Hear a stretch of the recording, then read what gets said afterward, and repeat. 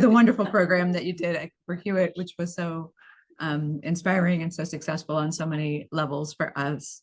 And I hear got a lot of people interested in weaving who maybe were not familiar with the process before. So Alexa started researching Dorothy Liebes many years ago, about 10 or 12 years ago, and has pursued it out of a sort of sense of rage that Dorothy Liebes could possibly have been forgotten so quickly after her death. During her lifetime, she was an incredibly well-known, not only as a hand weaver and color stylist, but as a public figure, educator, nationally and internationally recognized design authority who had an incredibly prolific 4-decade career from the time she opened her first studio in San Francisco in 1930 until her death in 1972. And over 4 decades, really working at the very, very top of her field, collaborating with the most important architects, interior designers, fashion designers, production designers of her period, as well as with major manufacturers like DuPont, for example.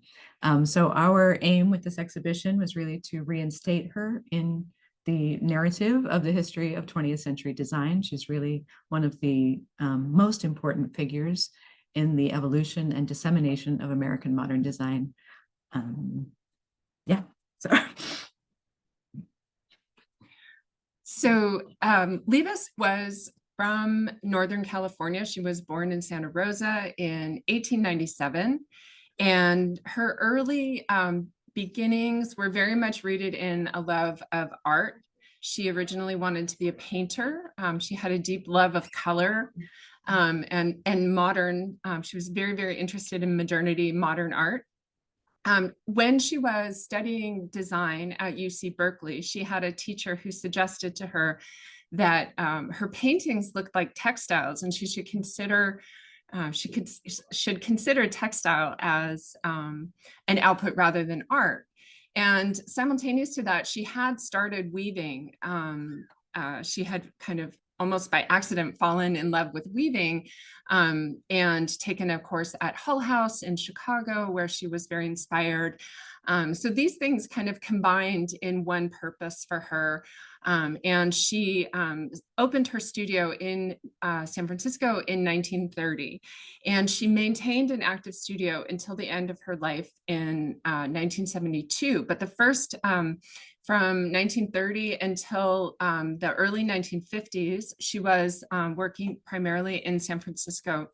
And the pieces that we see here are emblematic of the early work that she was doing, and very much informed again by modern design, modern art. On the left, on my left, yes, on the left is, sorry, I'm dyslexic, and I always, after like teaching art history for years, I still get it wrong. The colorful one is a tapestry-based panel that is, of course, experimenting with bold colors and very simple shapes. And the one with the scissors is a famous panel that was exhibited in the 1937 Paris World's Fair, where she won a prize for best textile. So she was, even from the beginning of her career, she was already getting attention and came to the attention of architects and interior designers, started working with them very soon after opening her studio in 1930. And she was very interested in architecture. She loved thinking about architectural space, how textiles performed in architectural space. She could read blueprints, she could read technical drawings, and she could speak to architects in that language. And she realized from an early part of her studio that was something of great value that she could offer them, that they could then pass on to their clients, that gave them something that nobody else had, which was these very bespoke, highly personalized textiles that she could create for specific interiors, responding to specific conditions, whether that's a site or a lighting condition or a painting collection, whatever it was, could add a really extra level of particularness to an interior and something very, very special. In 1937, she was appointed the director of the decorative arts display for the Golden Gate Exposition, which was the West Coast corollary of the New York World's Fair. And in service of this project, she traveled throughout California, throughout the contiguous United States, and across Europe, going to 11 or 12 countries in Europe, very quickly collecting a large number of objects from artists and designers from all over. She highlighted California design and the really interesting regional work that was coming out of California that was not well known at that time. So indoor, outdoor living, a kind of approach to modernity that was unique to California. She highlighted Midwestern and East Coast designers, Gilbert Rhodey, for example. And then from Europe, people like Joseph Frank and Esther Erickson from Sphinx 10, or Marcel Breuer, who you see here. So there were 12 fully furnished rooms as a part of this display. And you see Breuer's molded plywood furniture in this room here. So there were a whole range of others, from Parisian chic by Jean-Michel Franck to a Western themed interior by the Hollywood interior designer Billy Haynes. So it was a really wonderful range of different approaches to modern design, but modern being the through line, and a strong emphasis on craft as well. She had weavers, potters, bookbinders, all set up within the display, making things, because she wanted people to kind of capture the excitement of the making process, which we all were so excited to have when you came and did the weave-in at Cooper Hewitt. A little bit more about this early work that she was doing with interior designers and architects. So she's working with some of the most prominent interior designers and architects in the United States at this time. One of the early projects was for Doris Duke's Shangri-La. She was building it in the late 1930s and furnishing it with her collection of Islamic antiquities. And Dorothy Liebes created this wonderful collection, section of upholstery and drapes, which are still actually on view there, which is quite amazing. Not sure for how much longer, but those beautiful looped panels that you see here are the original textiles. In the middle, there is a slightly later panel that she also called Shangri-La, and it shares with the original ones this exuberant fringing, a very neutral palette. If you come to the exhibition, you can see there is just a tiny little thin copper wire running through the weft that catches the light in very subtle ways, almost like only as you're walking by it.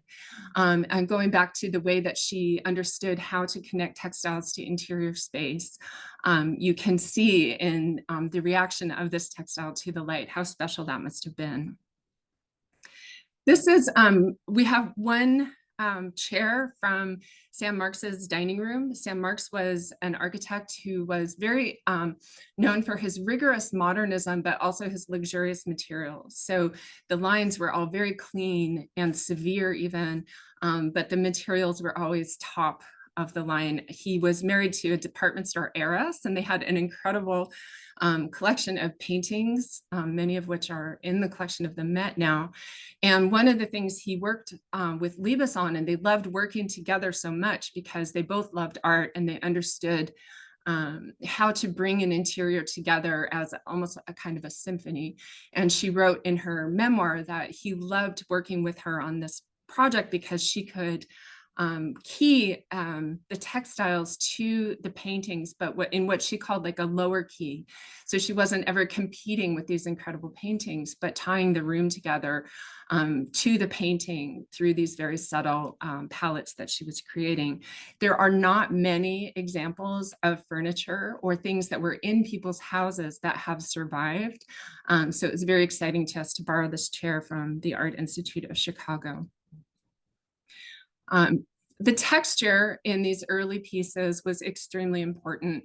Liebes was very canny about media and about how to show her textiles to the best effect. And, even up through the 30s, many of the photographs of interiors in shelter magazines were printed in black and white. And so the color, her color work was not apparent in these examples, but the texture was. So we have this wonderful image from Photoplay magazine, a movie star kind of magazine, with the star Dorothy Liebes against this textured background of a Liebes loop fringe textile, and showing that kind of almost chiaroscuro effect of these loops. And then we have this wonderful panel in the Cooper Hewitt collection called Do Beckman Dazzle, which is another kind of experimental play on these textures together with metallic, and seeing how those work together. She also did a lot of work in Hollywood, both for production design for films, costume design for films, as well as for the homes of a number of Hollywood figures like Jack Warner and Joan Crawford and Edward G. Robinson. So, for example, she did this beautiful fabric, which is one of the ones that was recreated for the program at Cooper Hewitt, that she called her Chinese ribbons fabrics. So she had 2 studios in San Francisco, and both of them were right on the border of Chinatown. And she liked to go there looking for materials, to find unusual materials, to find affordable materials. She had been married very briefly to Leon Liebes from about 1928. They separated in 1930. So he was very wealthy, and she had a moment of being wealthy, but he was not at all supportive of the idea of her weaving professionally. He was fine with it as a hobby, but when she said she wanted to do it professionally, he said, no way. And so she said she had to leave him with nothing but her clothes and her loom. So she was financially strapped when she was setting out. Anyway, so she sourced all kinds of different materials in Chinatown, including these brocaded ribbons that she used for these very luxurious fabrics that a number of different fashion designers picked up on, including Gilbert Adrian, and in this case, Travis Banton, the costume designer who created this beautiful jacket for Lucille Ball for a film called Lover Come Back, which is a terrible movie and cannot recommend it at all. But Lucille Ball does a wonderful job modeling the jacket. She spins around, you see the front, the back, the side, you get a great view of it. It's the only worthwhile part of the whole film.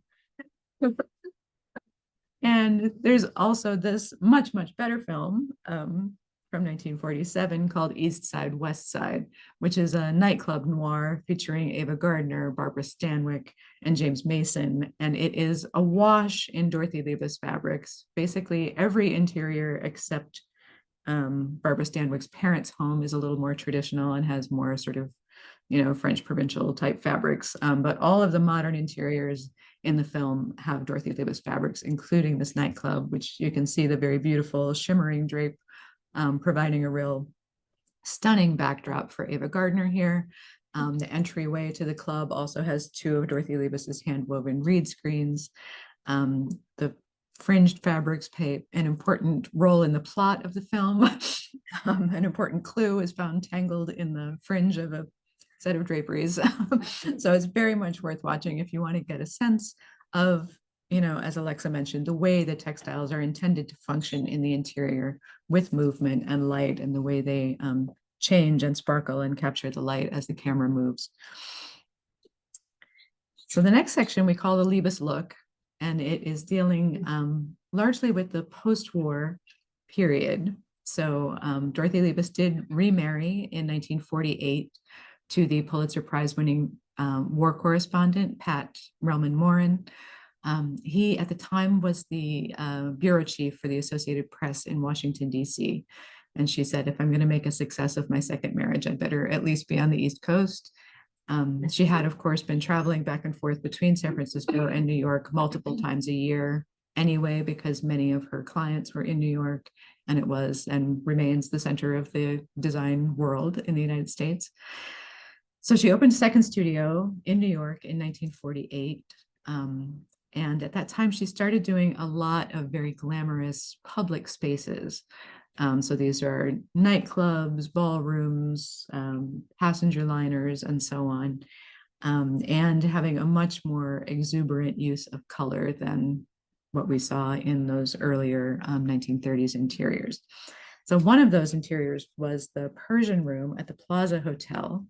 This had already been a very famous nightclub since the 1930s, but it was redesigned in 1950 by Henry Dreyfuss, who was an industrial designer and interior designer that she worked with very, very frequently. They were close personal friends as well.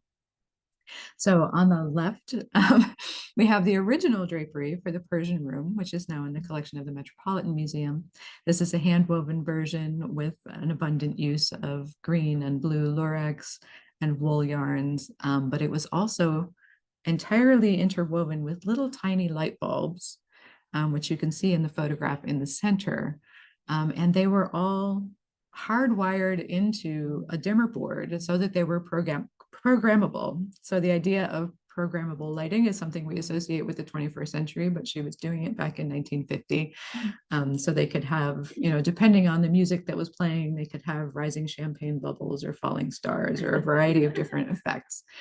And then 10 years later, in around 1960, these drapes had to be replaced.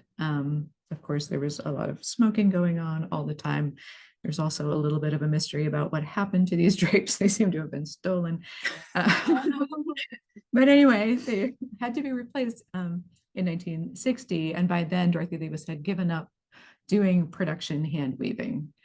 So she created the piece on the right, which is a power loomed version, using even more blue and green lurex yarns in a kind of crinkled effect to kind of recreate that sparkle without all of the hand labor of weaving light bulbs into a fabric. The competitor to the Persian Room was the Marco Polo Club at the Waldorf Astoria Hotel. This was designed by Donald Deskey in 1960. And one thing we didn't talk about really is that Dorothy Liebes educated herself with a great deal of rigor in the history of textiles. She didn't do any formal study in that area, but she sought it out every opportunity she had, meeting with curators, studying museum collections, taking classes, and so on. So she was always building her knowledge of Persian carpet weaving or Renaissance velvets or Persian velvets or a variety of different things. So we like to think of this very modern red and gold stripe as her sort of modernist homage to an Italian Renaissance velvet.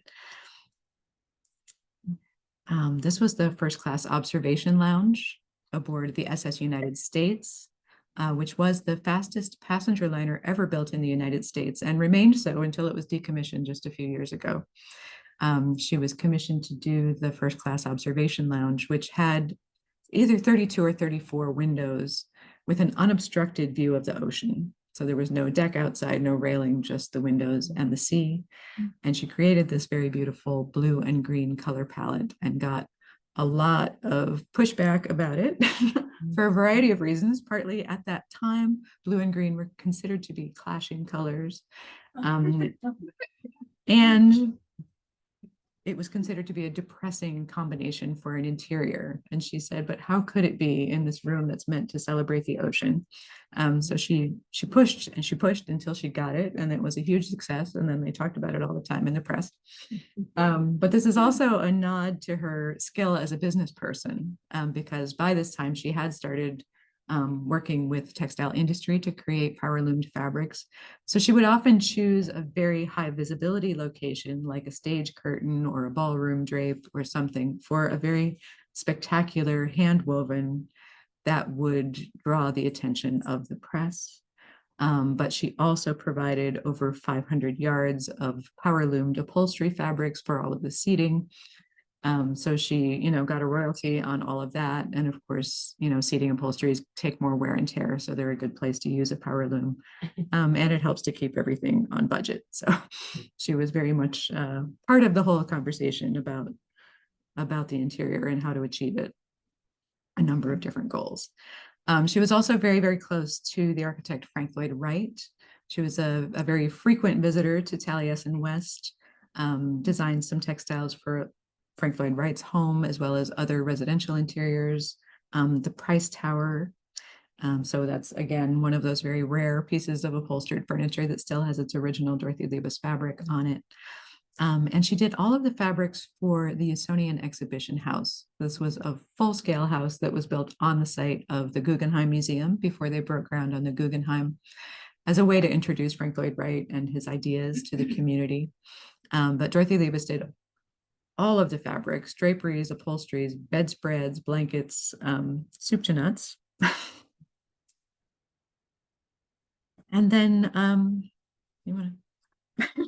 One of the things that she turned her attention to starting in the 1940s was what to do about what she called the problem of the window. And she even wrote an article for the New York Times about it, because more and more people were living in modern houses or apartment buildings that had really large expanses of glass.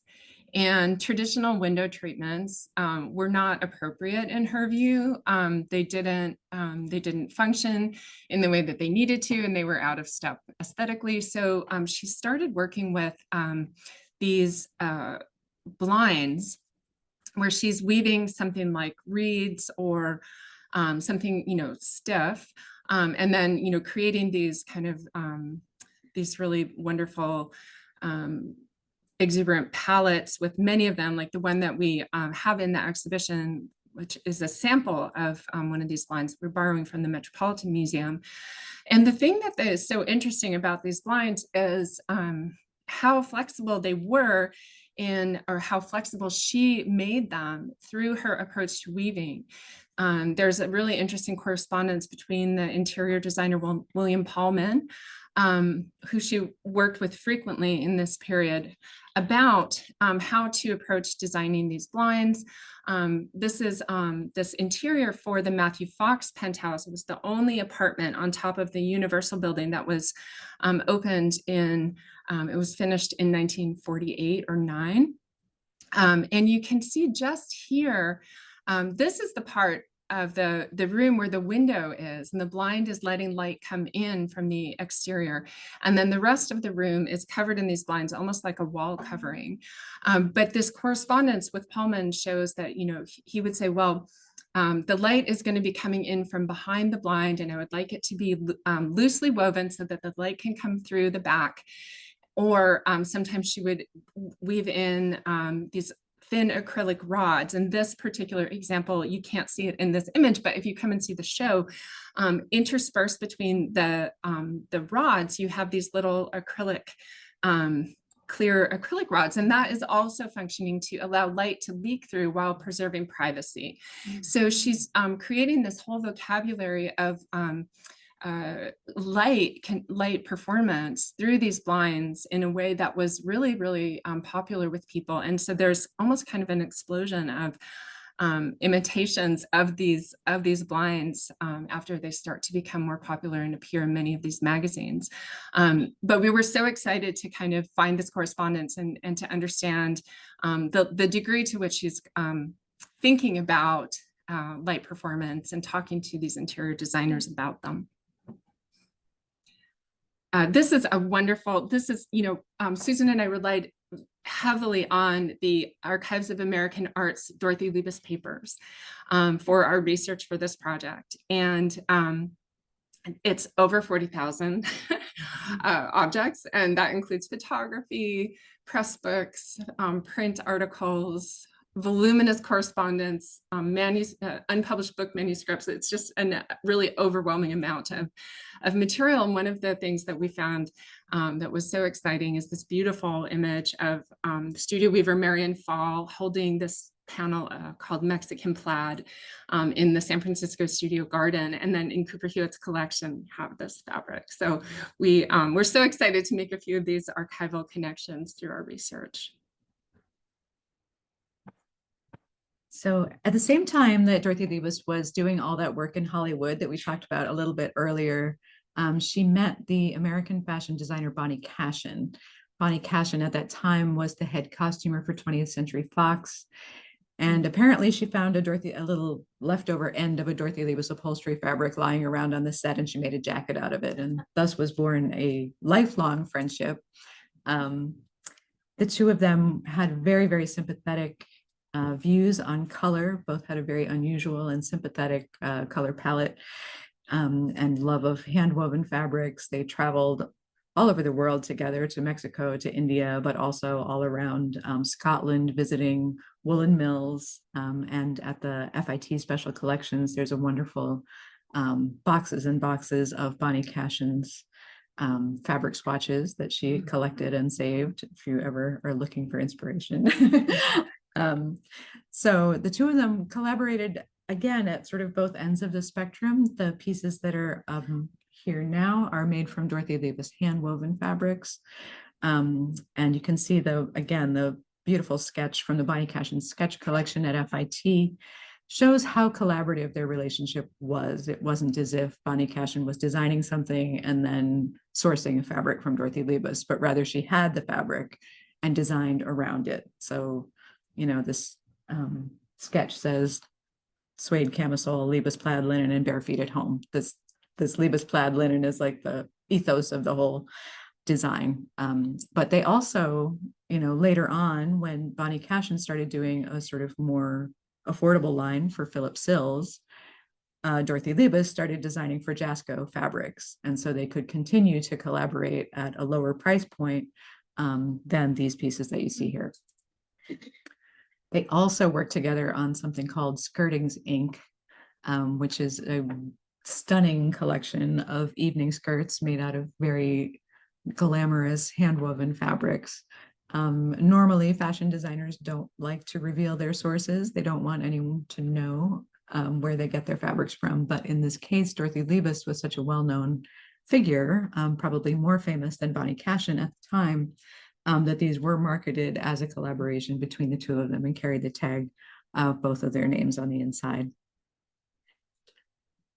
One of the ones that's on view at the museum was owned by the burlesque performer Gypsy Rose Lee, which she gave to the Brooklyn Museum, which is now at the Metropolitan Museum of Art. But you can see the just incredibly skillful use of the fabric and how the metallics are used over the hip and how the edge fringe is used as a cascading drape down the center front.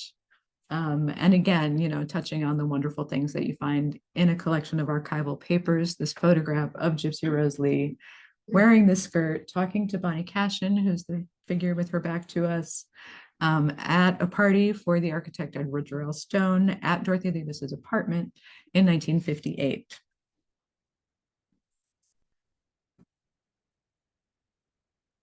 From a very early point in her career, Liebes was thinking about how to increase access to her textiles. She believed very much that mass production was the ticket to increasing the standard of living for all Americans. And while she loved the work that she did one-on-one with architects and interior designers, she knew that those were really for the 1% of the 1%. The Doris Dukes of the world could afford those. And she wanted to, share her enthusiasm and joy for modern textiles with a much larger percentage of American public. And so she was working from the mid to late 1930s with a mill called Goodall. And they were located in Stamford, Maine. And it was sort of a conventional American textile mill producing mohair upholstery and so on. And they approached her because of her reputation as a materials innovator. And they were looking to find new ways to include different types of materials, especially during the war, of course, things that were normally put into upholstery, things like wool and silk and even leather were restricted for the war effort. And so they had to be more creative about materials that they were using. And Liebes started collaborating with them, and her first line for Goodall came out in 1940.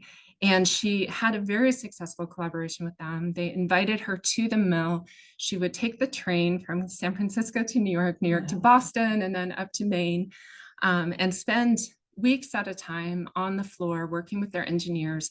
And the goal of that work was to find a way to make the power looms create textiles that looked hand loomed, so that it could accommodate different types of yarns, and they could mimic the texture of a hand loomed fabric. So we have, she's pictured here with one of her sample cards on the floor with Ernst Spence, who is the head engineer at Goodall, and who she worked with all the time, and comparing that hand woven swatch with what was coming off of the power loom.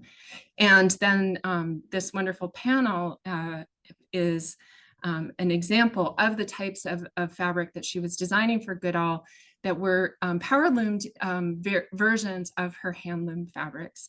So this one you can't see well in this image, but it does have a beautiful golden sheen. There is a very thin gold yarn woven throughout it, and then this very exuberant fringing, which is reminiscent of that Doris Duke panel we looked at earlier. Other examples of design for mass production that she worked on include the upholstery, which she designed for the Plymouth Fury, the 1957 model of the Plymouth Fury. And in addition to the upholstery, she was also hired to do all of the color styling for the interior and the exterior of this car.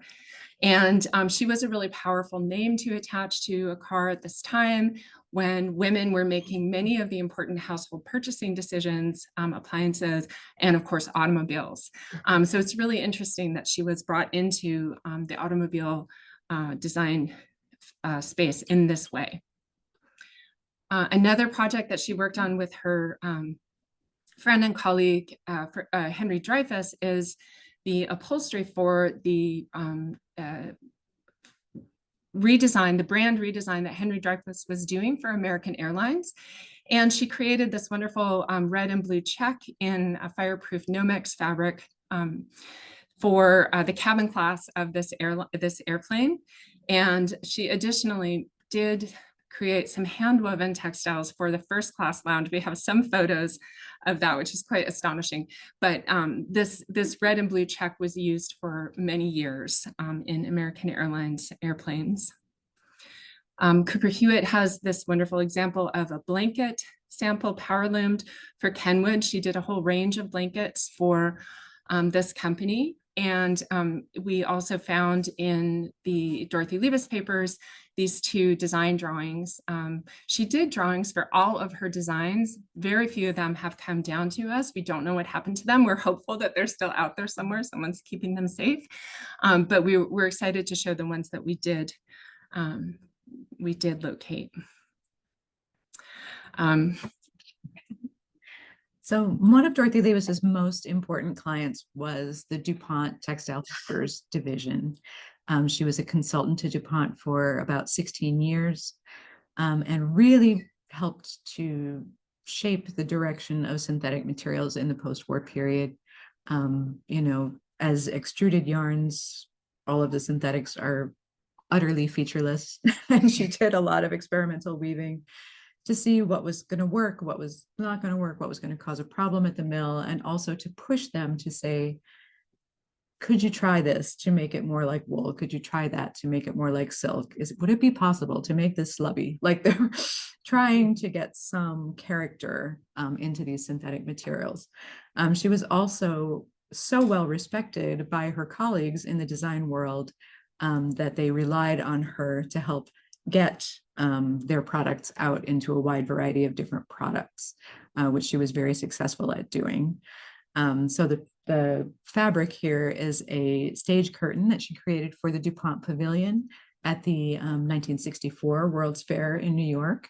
There were two theaters. It was a blue theater and a gold theater, and one of them had what you would expect, the kind of Better Living Through Chemistry show, and the other one was a choreographed fashion show of DuPont fashions, which I assume I will have a picture of next. But I love this like print piece here. This is an accordion fold, like 7-part piece of print collateral that is an advertisement for an advertisement, because DuPont was the sponsor of the Show of the Week, which was a film series on NBC. And so in this, they're advertising a 1-minute advertisement filmed in the studio of the world famous Dorothy Liebes. So they're saying, never mind about the movie to Barry Caesar, watch for this ad for Antron. So here are some of the New York fashions. Again, so through her connection with Bonnie Cashin, Dorothy Liebes had started designing for Jasco. She persuaded Jasco to experiment with Orlon, which is a synthetic wool substitute. They did so, and then she and Bonnie got all of their American designer friends to try out the Jasco fabrics in this series of garments by people like Petula Jo Copeland and Andrew Wood and Pauline Trigère, using these fabrics. And the whole thing was like very heavily promoted by the marketing machine that was DuPont. And that's what was shown at the World's Fair in the other theater, right, was this choreographed fashion show. So it was sort of a classic Dorothy Liebes networking project where it was a win for about 6 or 7 different parties: herself, DuPont, Jasco, all of the American designers who participated, and so on. She was very, very good at creating those kinds of relationships. We wanted to include, this is her loom that she acquired in 1920 when she was an undergrad at UC Berkeley. She brought it with her. She shipped it to herself when she came east to study at Columbia Teachers College. She was studying art education with Belle Boas, who's a very influential art educator. And she kept this loom with her for the rest of her life. And it's now in the collection of the New York Historical Society. And it's so exciting because it's still warped. It has a test weave on it, which has a wonderful palette, Dorothy Liebes palette of mustards and golds with a beautiful kind of tourmaline green. And she was so often photographed at her loom in her studio, surrounded by this riot of color in her famous yarn wall, that we wanted to have a moment in the exhibition that acknowledged, her hands, and the handwork that she did at the loom was so important to her. And this incredible, almost, so seductive to the eye with all these beautiful colors.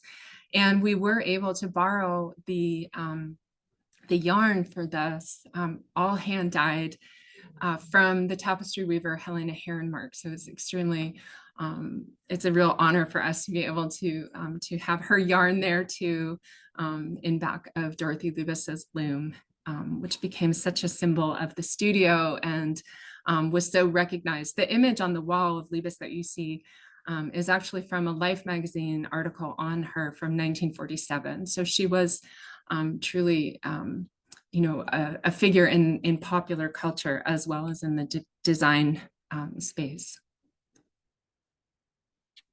So perhaps her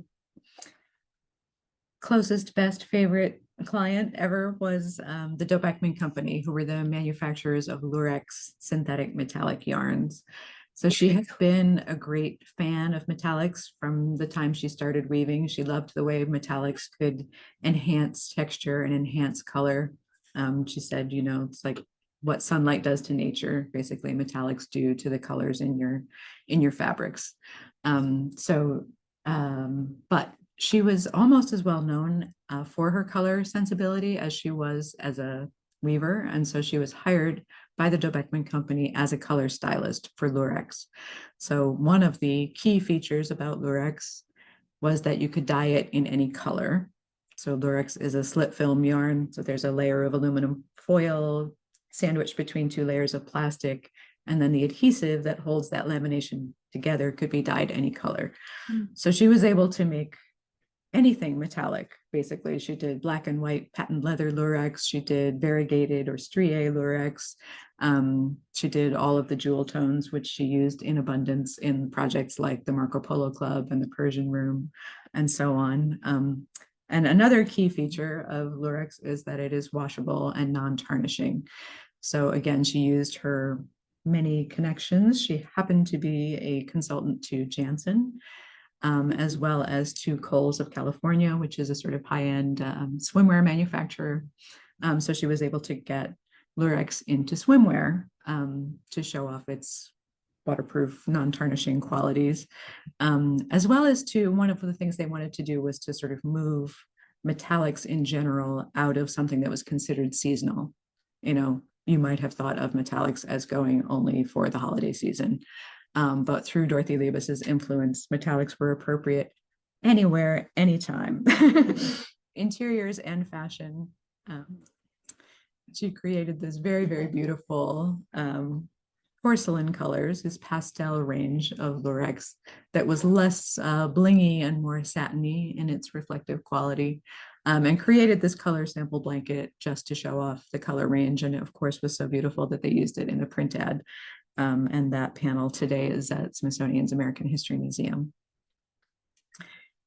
And on the subject of her studio being part of her brand identity, she did this kind of inexpensive line of woven scarves and stoles for a company called Carol Stanley.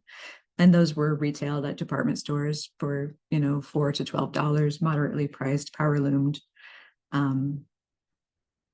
fashion accessories, but they were leaning very heavily into the hand loomed look. So this photograph is from a print ad that appeared in the New Yorker magazine. And we see the model seated at the foot of Dorothy Liebes's, what we call her fancy loom, which was called the ram's head loom for obvious reasons. It has a big ram's head carved on each side by the Italian sculptor Beniamino Bufano.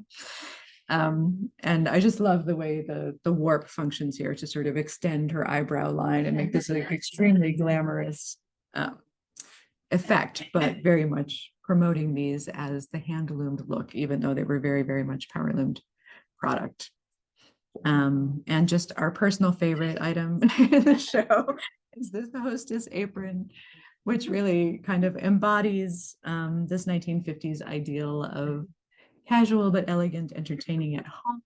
So in this wonderful house and garden cover by the Swiss graphic designer Herbert Matter, we see our model wearing patio slacks and slides with this over-the-top extravagant hostess apron that is clearly designed not for cooking, but for answering the door and serving hors d'oeuvres. But it is designed by the fashion designer Claire Potter and probably woven by Darren Pierce, one of Liebes's studio weavers. One of the things that was really important to Susan and me when we were putting together both the book and the exhibition was that we find a way to acknowledge the incredible people who were working in her studios in San Francisco and also in New York City. In the San Francisco years in particular, there's such voluminous correspondence. Liebes was traveling all the time, and through the constant stream of letters back and forth between the studio and Liebes, you get a really strong sense of these people, who they were. There was great talk of what their strengths were, quite open acknowledgement of, you know, their weaknesses, but so much affection and camaraderie as well. And so it was very important to us to bring forth the stories of the people that we could research the most.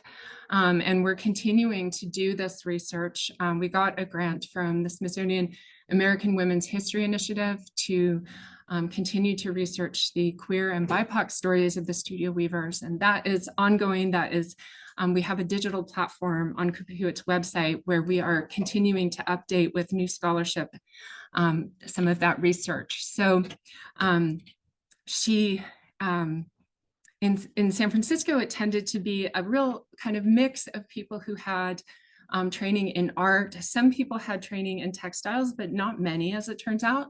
But they were very eager to be working in the studio and learning on the job.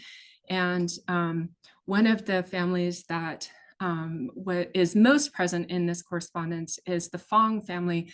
Louise Fong was one of the first employees in the Liebes studio, and she's seated right here. And she became a close friend and confidant of Liebes's till the end of both of their lives. They both died right around the same time. And Louise brought her children to work. Daycare was prohibitive, and Liebes welcomed children in the studio. And so the wonderful baby in the basket is Dorothy Leslie. She was named after Liebes. Louise's teenage daughter, Venita, also spent a lot of time in the studio weaving after school, and when she was an undergrad at UC Berkeley as well. And it was a huge honor for us because both Dorothy Leslie and Venita came to the opening in July. And so it was so special to have them there and to share that moment with them. Susan mentioned Darren Pierce before. Darren came to her studio in right after the Second World War. He had been injured in the war, and he had gone through one of her arts and skills core workshops, which we'll talk about in a minute, but that's how they found each other. He had a background in fashion, and she really let him lean into that, and his work tended to be very sort of glamorous and colorful. And you see this wonderful shawl, fringed shawl, which he created for Bonnie Cashin. We also found this wonderful drawing of the shawl in the Dorothy Liebes papers, which was such a thrill, a photo of Bonnie wearing it. It is today in the collection of the Bonnie Cashin archive. And then this wonderful photograph of the two of them together at, I think, a birthday party for Dorothy Liebes. And these scrapbooks are in the collection of the Art Institute of Chicago. Tamis Keefe was a close friend of Darren's. She was one of Liebes's closest mentees. She was known as a print designer. We don't talk about it in the show, but Liebes had a huge business also acquiring and styling and coloring prints that she would then take to the East Coast to be produced by a whole range of fashion and interiors manufacturers. And Tamis was a huge part of that. And then Tamis in 1948 went out on her own and had an incredibly successful career producing things under her own name, and is still very, very collectible today. We have some things in our collection of Tamis's, and all of them came from Darren Pierce. So again, about that friendship. Mary Walker Phillips, mentioned earlier in the context of the beautiful prize-winning knitted washcloth. Mary Walker Phillips became known later as the person who brought knitting into the realm of fine art. But before she became that person who published many, many books on knitting, she worked in the Dorothy Liebes studio. And then she opened her own studio in Fresno, which was her hometown, creating things that are very, very clearly influenced by the Dorothy Liebes style, with very heavy use of metallics. And then these are some photographs from the New York studio. So if the San Francisco group was more like a family, there were a lot of people there who stayed with Dorothy Liebes until the studio closed, who were there for many, many years and were very close to her and to each other. The New York studio had a little bit of a different vibe, in that by that time, Dorothy Liebes was the world famous Dorothy Liebes. And so a lot of people, especially from Cranbrook, made the Dorothy Liebes studio sort of their first job out of school. It was known as a very experimental place, a place where all of the studio workers were welcome to design and to experiment with color and materials, and they had regular charrettes. And so it was like a very open environment from that standpoint. And so Dorothy Liebes, she called herself Stepping Stone Liebes because so many people came out of Cranbrook and straight into her studio for a period of years. And she also had a kind of informal residency program there because she was world famous. She often had people from other countries. There was someone from Turkey, there was someone from Japan, people who had heard about her and came to work in the studio for a period of 3 months or 6 months, just to learn from her. I do want to point out Ralph Higbee, who is the man in the white shirt down front here. we have to be very, very grateful to Ralph, who was Dorothy Liebes's studio manager. He is the one person who truly relocated with her from California. Darren and Tamas both came out to New York about the same time, but then they also left the studio that same year. Ralph did come and stay with Dorothy Liebes until the end of her life. And when she died, he was the one who like very diligently divided up the contents of her studio and gave it to museum collections across the country. So everybody got about 100 of her handwoven samples and 5 or 6 big dramatic exhibition size pieces. And so those today are at the Metropolitan Museum of Art, Cooper Hewitt, Smithsonian American History, the Art Institute of Chicago, the Oakland Museum of California, the Museum of Arts and Design, and a few others. But anyway, although they have been largely not exhibited until now, I do think there is hardly a student of weaving in the intervening 50 years who was not exposed to those samples and who hasn't learned from those sort of seeds that Ralph planted across the country. So we're very grateful to Ralph. This is, again, a photograph of the New York studio, but I just wanted to point out that you can see like all 3 weavers on 3 looms weaving the same thing there, which is the stage curtain for the United States Pavilion at the Brussels World's Fair in 1958. So again, it was like a expansive quantity of fabric. And if I had my numbers on my top of my tongue, I could tell you how many yards it was, but it was a lot. So it was a really all hands on deck. And this is probably the last major hand woven commission that Dorothy Liebes took. One of the most prominent people to come out of the New York studio was Emma Amos, the painter. There's been a retrospective exhibition of Emma's work traveling around the country recently. She worked in the studio through much of the 1960s, particularly on Bigelow carpets, which was their most lucrative client during that time period. Dorothy Liebes had strong feelings about color, and she thought a good color sensibility was something you were born with. And when she first saw Emma Amos's print work, she recognized her as someone who had what she was looking for and hired her on the spot because of her color sensibility. And then I just love this little sketch, again, from the Archives of American Art, that is a sketch of the vestibule of the Dorothy Liebes studio, showing it being used as a place to showcase recent work for important clients. So we have the garden path carpet design framed on the wall. We have the finished carpet on the floor. Liebes always painted her studios yellow. She had an Alexander Calder mobile.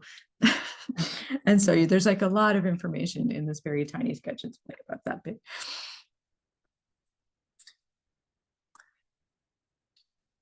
We love this image so much. It's from the collection of the Oakland Museum of California, and just sharing about the warm atmosphere of the studio. Very briefly, we did want to just cover some of the work that she did that is maybe tangential to textile, but very important in terms of positioning craft firmly within the framework of international policy discussions and diplomacy. And this is work that she engaged in throughout her career. There are a couple projects that we look at in the exhibition, but in particular, for you all, we wanted to talk about the Arts and Skills Corps, which she established after the United States entered the Second World War. By the end of 1942, after almost a year of, as she said, tirelessly knocking on doors in Washington, D.C., she had established this series of workshops, which she called the Arts and Skills Corps. They were staffed by trained artists and designers. She insisted on a very high quality of instruction. And these were workshops that were for injured servicemen who were convalescing at military hospitals across the US. Liebes herself found weaving to be therapeutic, and she believed that making things was something that was soothing to the mind, and she wanted to offer this to the injured servicemen that she was encountering throughout the Bay Area, certainly.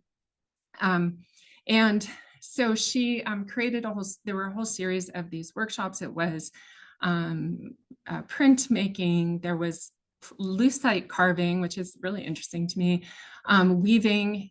Here she is on one of these, and it looks like one of the metal looms that you all brought to the weave-in, which is really fun. And then it became like, as she, she had a lot of skepticism from military leadership, from politicians. They gave her, a little opportunity, and she broke that door open. And very quickly, the military leaders were hearing about how successful these workshops were and how much the servicemen were enjoying them. The quality of the instruction was very high. And then regional museums started to also participate in spreading these workshops, staffing them, vetting instructors. The instructors had to be not only on the top of their game with whatever it was that they were going to be teaching, but they also had to be good teachers, because as we all know, those don't always go hand in hand. And then there was also a series of these exhibition. This in the center is a kind of shipping / exhibition case for some of the things that were made during the Arts and Skills Corps workshops that was going around the country to showcase what was possible. So for her, it was really important. She felt like, she wrote in her memoir, what was my work? What were these? They felt like a little girl's pretties. I wanted to make a difference. And so, she made this happen. And it was one of the things she was most proud of in her long career. And so we're really excited to be able to share a little bit of this story in the exhibition as well. Other examples of her work in what she called the international language of textile, just briefly, this wonderful photograph with Gautam Sarabhai from the Sarabhai family, that she knew Gira, his sister, from Frank Lloyd Wright's Taliesin West, where Liebes was often teaching weaving to the fellows, to the fellowship. And Gira also invited Liebes to consult with them when they were setting up the National Institute of Design, which is still the most important design school in India. And also with her is the wonderful Swedish weaver Elsa Gullberg. Liebes had gone to study with her early in her in her period of self-education that Susan was mentioning. Elsa Gullberg was a real inspiration to Liebes in that she had successfully set up a hand weaving for industry business in Sweden, and they stayed in touch forever. And she was invited to Japan in the early 1960s to consult on how to bring the Japanese textile industry into a more modern place without sacrificing any of the incredible tradition of Japanese textiles. And she did the same in India as well. So, she had deep respect for these traditions and did not want to change them, but was often brought in to consult on how to modernize and perhaps how to market them in a more modern way. So that is, there's so much more to say about Dorothy